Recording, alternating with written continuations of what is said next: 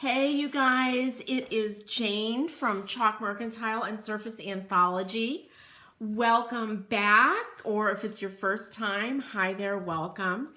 I am in the midst of a project where I've decided to do a hexagon pattern, kind of a painted barn quilt.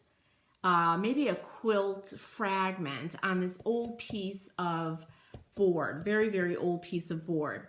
So I'm using milk paint and I've decided on different colors of blue.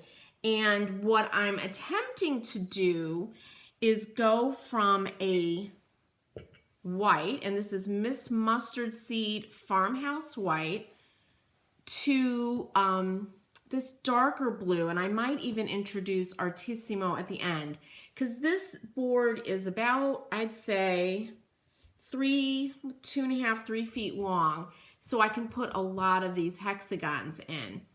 And I've also snuck in, this is Toscana milk paint, and this is in Côte d'Azur, so this is like this really pretty blue. So what I've been doing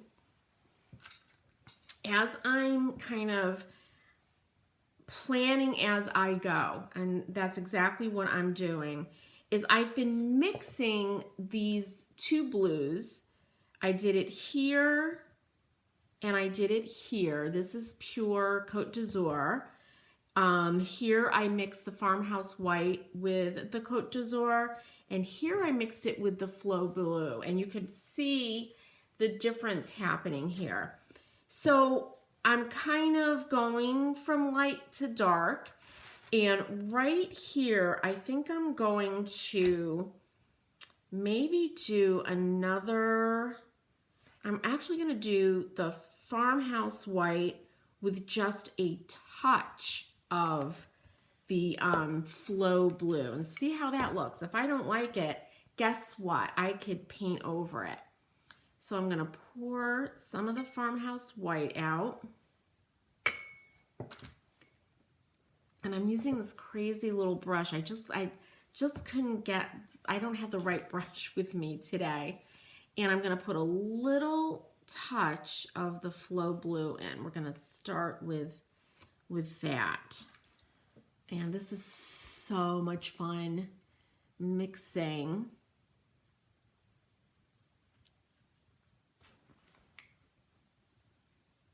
And I'm gonna go darker because I want it to be darker than the one next to it.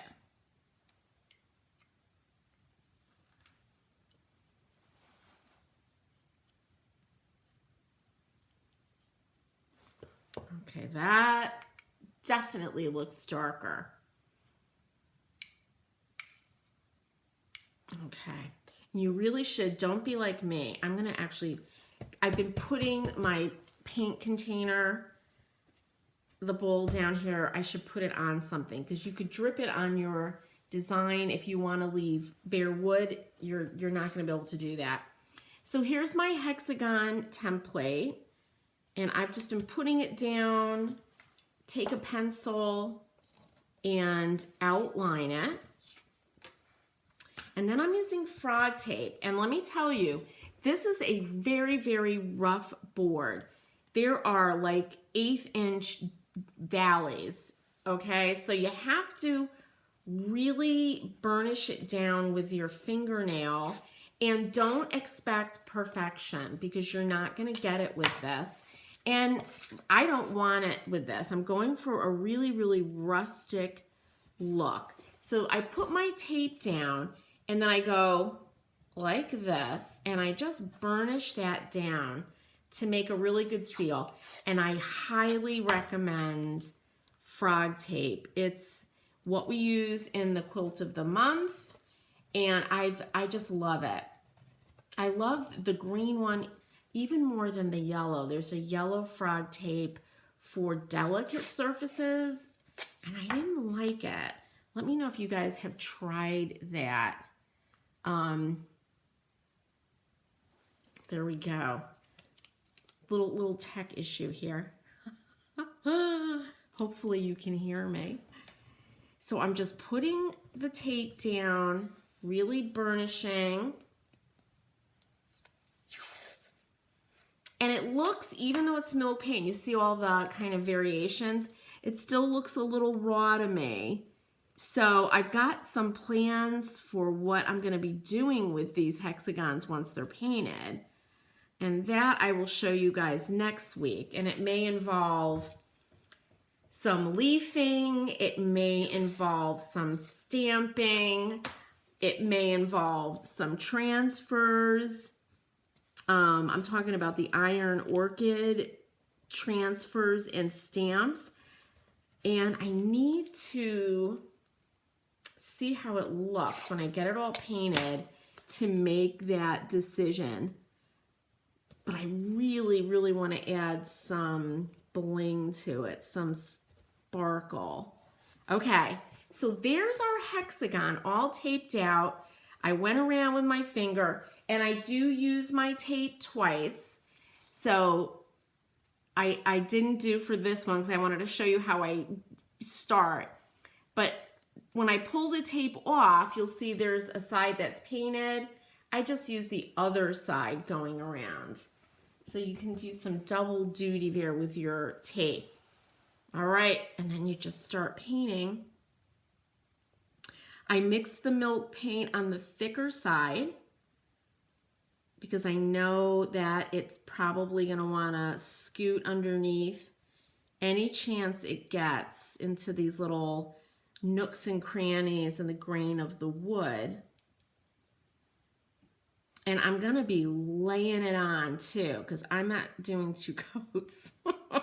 I want a lot of paint down first time, and that's why I'm putting it on pretty thick. And if it cracks, if it crazes, I'm really good with that. All right, then this is my first time using my blow dryer. I'm just gonna blow dry it just for a few seconds to get it so it's kind of set.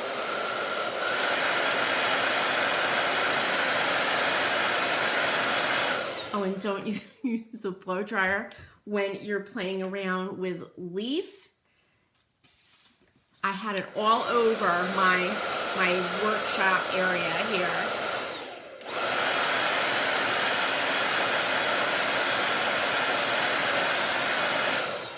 Okay, then I just pull off the tape. I pull it at a 45-degree angle like this. Just get into the habit of doing that and you'll have a better outcome. 45-degree angle. You'll even see it's pulling up some of the wood. Whoop. That's okay. It's pulling up some of the paint on the previous, you know, the hexagon that's right next to it. Again, that's all right with me because I want a lot of texture.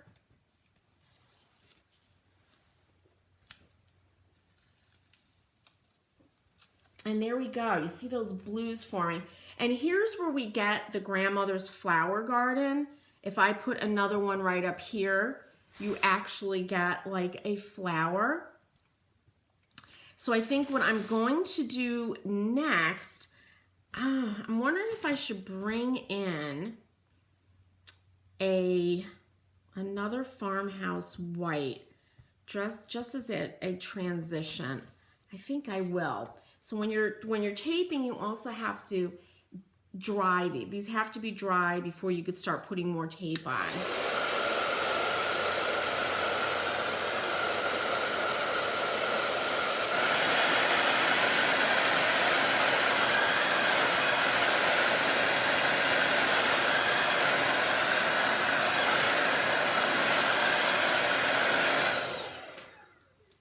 The other thing I thought about doing was putting decoupaging over some of these with actual tissue that looks like fabric. This is what happens to me. I start to see like all the possibilities that can happen. And it's really a lot of fun. when you're not worried, when you don't stress and you just let your imagination kind of flow and think about what you have around you. You can decoupage like different papers in these different shapes. That would be absolutely beautiful. I know there are people out there that use napkins because there's all these beautiful napkins being made. And that would be very, very cool. And you would just use your template, your hexagon as your template, cut it out, and then put it within your design. You could probably decoupage actual fabric down. Has anybody ever done that? That would be really cool. All right, so here's our next hexagon. I'm going to take this brush, rinse it well.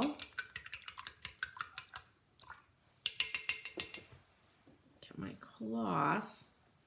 And here's the beautiful farmhouse white. And when I'm using milk paint, I always mix it up, right? When I stick my brush back in, I give it a little mix. It's an all-natural product, and the pigments are heavy. There's lime, there's all kinds of minerals, and they go to the bottom. So we got to stir it up and then just start painting.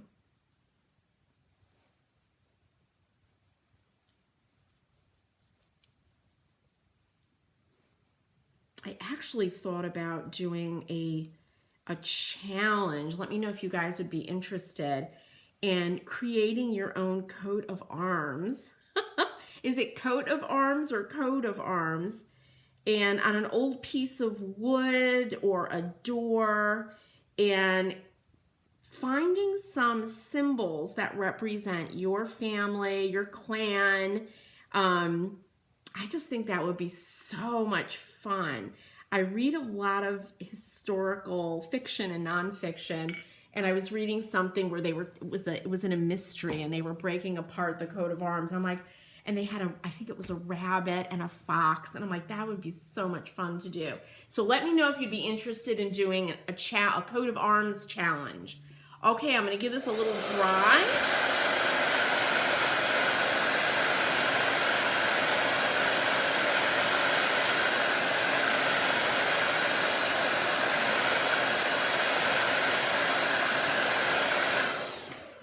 Just so that paint sets, and then I pull these off at a 45-degree angle.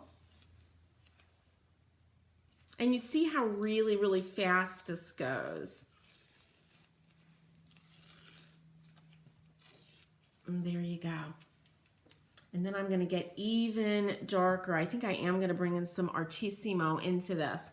So this is the next step in the process. During the week, hopefully over the weekend, I'm gonna get a chance to paint the entire board, and then I'm gonna figure out what I want to demonstrate next week, which may be the gilding, decoupage, it may be all of them, which why not? Because it's like a patchwork quilt, and back in the day, making patchwork quilts were made out of old shirts, ties, anything that they had that was falling apart would end up being made into a quilt. Let me know about the coat of arms challenge. I might send an email out about that. I think it sounds like a lot of fun. And the other thing is, I got a lot of questions in email and a new texting app, which naturally I don't have my phone number in front of me. You guys, if you go to my Instagram, go to Surface Anthology or Chalk Mercantile Instagram, and I think I also have it on the Facebook pages, and I have like a new text club, and I'll let you guys know when I'm going live, if I do this challenge, stuff like that. And it's a great way to stay connected. But I got a lot of questions about this dresser, this design. Let's see if I can show you guys. No, I don't want that. Here we go. So many people asked me about how I created this design and specifically how I created this urn. And I did do a live, which is up on YouTube now. So if you go to Surface Anthology on YouTube, there is a video where I make an urn and I show you exactly how I did this. And it's the title is Prepping Kitchen Cabinets and Making How I Made an Urn. So go check it out. Make sure you subscribe and make your own urn. And if you have any questions about, you know, well, where do I get reference? I'm afraid, you know, let me know and I will walk you through it. Because I know that you guys are super into the outdoors now and flowers and putting them into vases.